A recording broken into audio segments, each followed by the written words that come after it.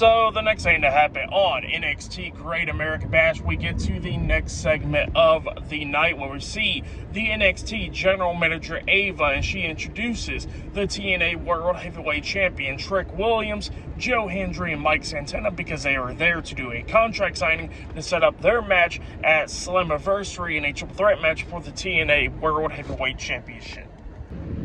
So yeah, that's what this is all about. And yeah, we see Mike Santana. He starts cutting a promo first, talking about how he's going to capture the TNA World Heavyweight Championship because he's been working so hard. And he says that he's going to get that world title away from Hollywood Trick. And he tells him that he's all sizzle but no steak pretty much. And yeah, that's what Mike Santana was saying there. And then he tells Joe Hendry the same thing, that he's going to make sure that Joe Hendry doesn't become world champion because he's going to take away that title.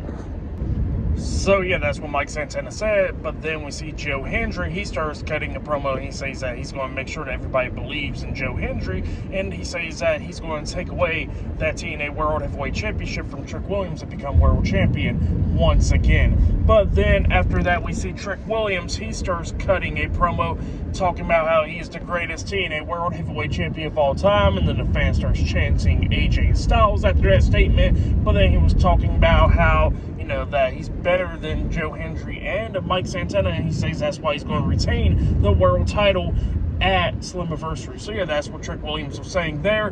But then, he was going to walk out of the ring, and they all signed the contract at this point. He was walking out of the ring, but then Joe Hendry stops him, and then he tells him that there's two things. Number one, that, one of them is going to become world champion, and that's when a TNA superstar takes away the world title away from Trick Williams. And number two, that him and Mike Santana doesn't like him. And then both of them starts beating the hell out of him, and then they both slammed him through a table, laying out Trick Williams.